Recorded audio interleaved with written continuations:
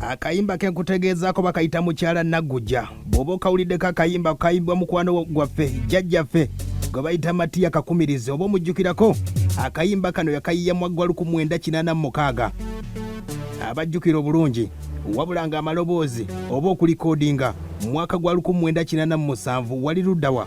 Obudde obwo muzeeyi Matia Kakumirizi yali mu kibiina kye bayita Ntebe Gita Singers. Era oluyimba olwo lwasobola okukwata nga lukwatibwa omugenzi gwe bayita Edmond Bate gwe bayita omukulu oyo gwe nkujjukizaako azaalibwa omukulu gwe bayita Joseph Bate akola ku Bukedde omukulu oyo. Era nga lwakwatibwa mu ddiiro, oyinza okugamba oluyimba lwakwatibwa mu studio, luno lwakwatibwa mu ddiiro ey'omukyala gwe bayita Eva Nanyonga, omukyala oyo mugenzi.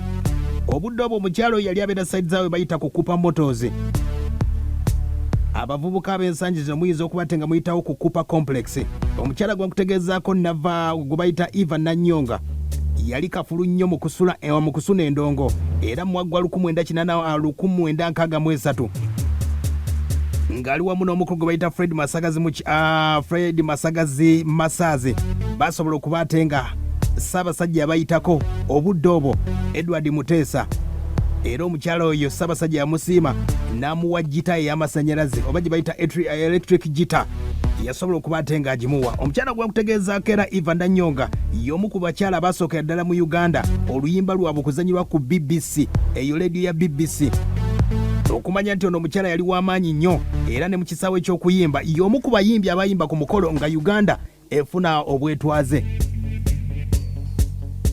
Nga 9 Okitoba 1962 ye mukyala oyo kati nnyo gwe nkutegezaako mu ddiiro lye basobola okuba tebakolera akayimba kwe bayita Mukyala Naguja. Akayimba Mukyala Naguja nno kaliko ebitundu bibiri, era nga basobola okuba tebatunda akayimba ako.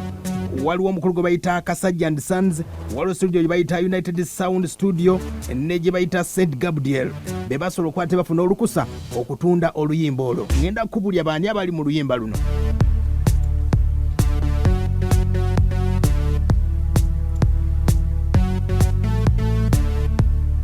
Oluyimba nga bw'oluwulidde audio nga bwesobola okuba ate ng'etambula, mwalimu mukyala mukulu. Mukyala mukulu oyo omukyala gwe bayita Rose Nakanwagi ye mukyala w'omukulu gwe bayita Matia Kakumirizi, ye mukyala we ddala. Mwalimu gwe bayita mukyala muto. Mukyala muto yali omukyala gwe bayita Namatovu Catherine, era ng'ono omukyala yali ye muto w'omuyimbi gwe bayita Vincent Muwonge. Ab'ekirimya bisanze omukulu oyo mwina okuba ate nga mumanyi Vincent Muwonge. Kati muto we gwe bayita Namatovu Catherine yalinga mukyala muto. Kati Mukyala Naguja, omukyala yazannyanga Mukyala Naguja ye mukyala gwe bayita Adija Nansove, abajjukira akayimba omwana w'abalo. Obeera otegeera bulungi gwe nkutegeezaako. Era abajjukira omukyala gwe bayita Nansove eriko mu kibiina kye bayita Ntebe Gita Singers. Obudde obwo omukyala ono yali muzinyi era nga yakuba n'akayimba kwe bayita oluyimba omwana w'abalo, abajjukira akayimba ako. Naye ng'omukyala oyo yaziikibwa saidi z'ebulemeezi eyo yatufaako nnyo. Ate nga nannyini yali omukulu gwe bayita Matia Luyima. Ebbanga nga lisobodde okuba ate nga liyitawo oluyimba luno oyinza okwebuuza vidiyo baagikola batya. Vidiyo eno zasobola okuba ate nga zikolebwa omugagga omu. Omukulu gwe bayita wava muno yasobola okuba ate nga awa omukisa ab'embi akadonkamu ab'enjawulo omuli omukulu gwe bayita Wire Mukaabya, Fred Sebata, Matia Luyima, Dan Mugula n'omukulu gwe bayita muzeeyi Matia Kakumirizi. N'oluyimba luno basobola okuba ate nga balukola. Kati nnyo kanzijja nkubuulire ate abali mu vidiyo nkutegeeza tuli mu kikadde buli lwakusatu tukikola bwe tuti. Leediyo tennafa wadde n'akamu, twejjukanyamu kati ni byali bitya ebiseera ebyo. Kankomewo kati ni wano mbadde kutegeeza ku vidiyo abasobola okuba ate nga bali mu vidiyo oluyimba luno Mukyala Naguja.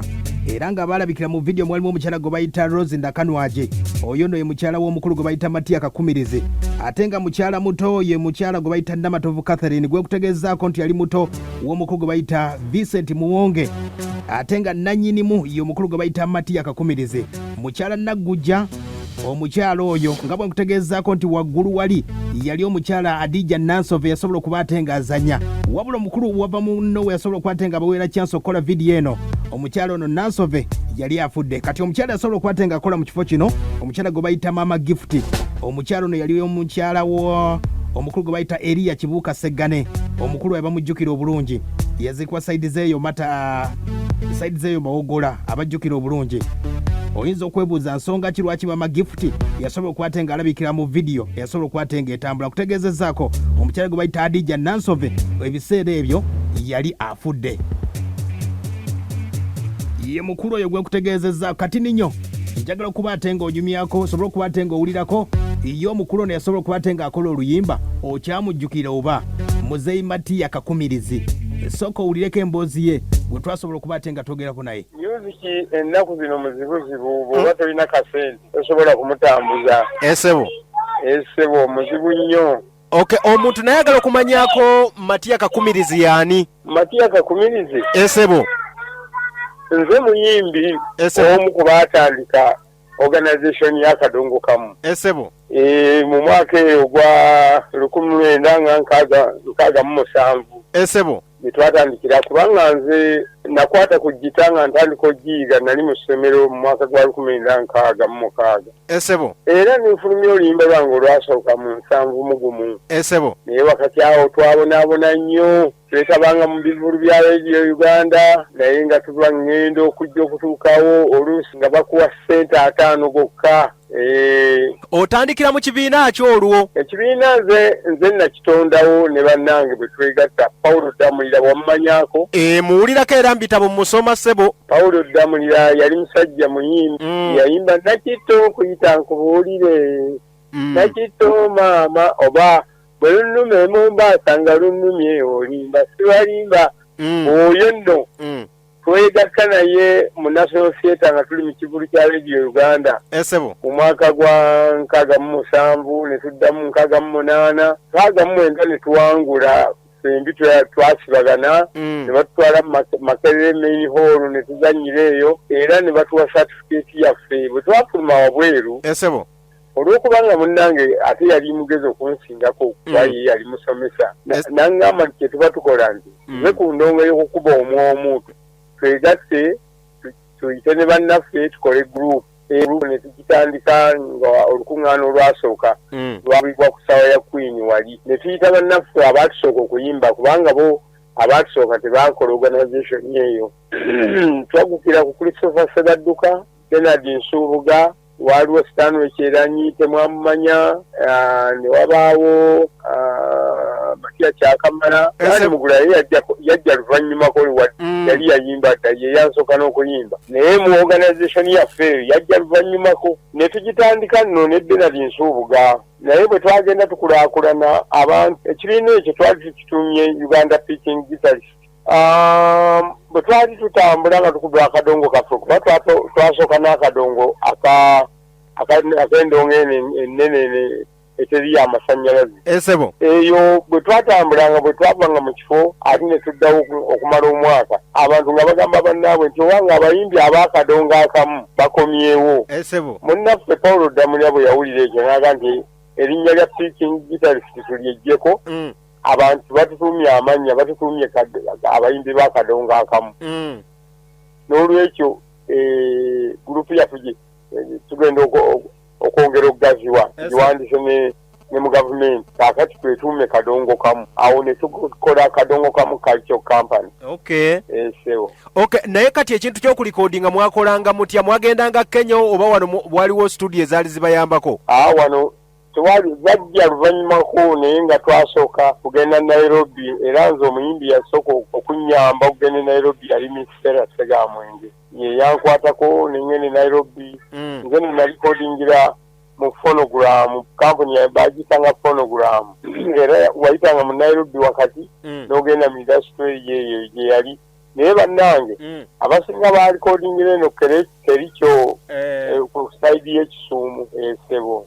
Okay, kati obudde buno oli myaka emeka egy'okuyimba? Emyaka nakamala 47. Oh, music omutambuzza? Mutambuzza nnyo kubanga kumanya nga mutambuzza nze nakalinnye ennyonyi 75 nga ngenda mu nsi yonna. Oh, mukama w'amaanyi. Sebo. Wakuba akayimba abapangisa? Sebo. Akayimba ako wakajja ku ki? Akayimba ako najja ku nnyumba zino kuba nasulako mu nnyumba empangisa. Kituufu. Era bye nasangamu byansikiriza okuyiiya oluyimba olwo ate ng'oluyimba olwo naluyiyiza ekiro kimu kubanga naggalawo n'embeera mu luggya n'omwezi gwali gwaka ne nduyiyiza mu luggya.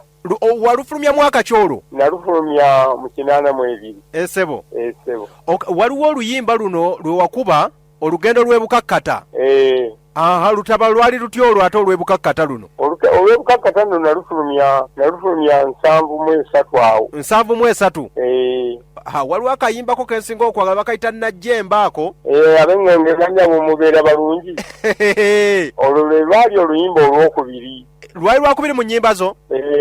Esebo. Naye nalwo nalufulumya 72. Esebo. Waliwo baligendayo? Abaligenda balikyewuunya olwo nayimba ku lutalo olwamuseveni ng'ali mu nsiko. Esebo. Naye ebiseera ebyo mwakubira emusic ono obudde baali babayisa batya naddala obuyekera bwali mu ggwanga? Obuyekera bwali mu ggwanga ffe ekyatuyamba endongo eno eyamba nnyo. Twayitanga ku road blocks ezo oli bwe yalabanga endongo nga muli bayimbi nti kale mugende. Esebo. Tetwalumizibwa nnyo ffe abayimbi. Esebo. Okay, naye nga obudde buno nga kadongo kamu bw'omulaba muzeeyi Matia Kakumirizi.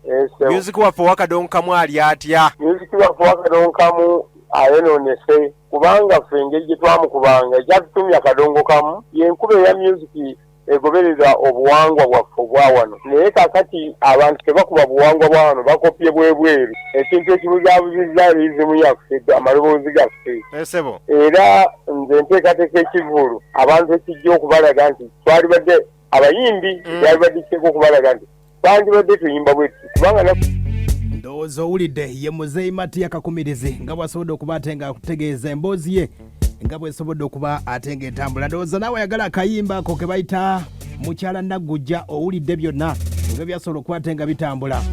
Muzeeyi akyaliyo mpola mpola. Negattaako mbuulire bw'oba nga tonnimba. Bw'oba nga gy'oli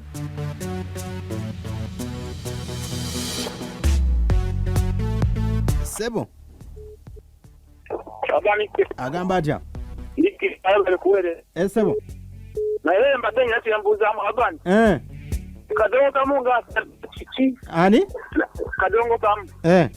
N'abadde yasigalawo nga mumaniridde walukaggalira bira byabufunzi nga kirina nga kisanga. Sebo. Agamba atya? Yes, Sebo. Matia. Bamanyi nga abasentebe ndindolo kachanga naye nveri mmecha na mukaka. Matia Kakumirizi omumanyi?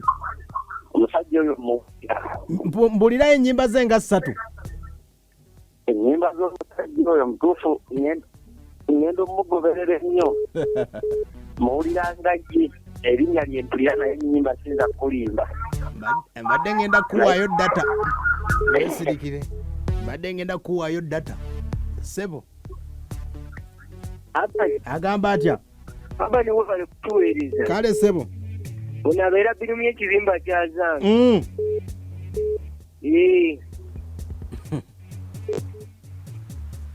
Sebo. Abani kale bali kutuweereza. Kale boss. Ono mutomesa kalanda giradi. Kati atonyambi okutegeera Matia Kakumirizi ne ku Matia lima. Ndowooza owulidde. Weba nnyo empeereza ennungi. Aya basi. Abatenda nti mwaliwo. Njagala kuwulira eyaliwo. Alo. Alo. Alo. Ela kuweza bali. Sebo.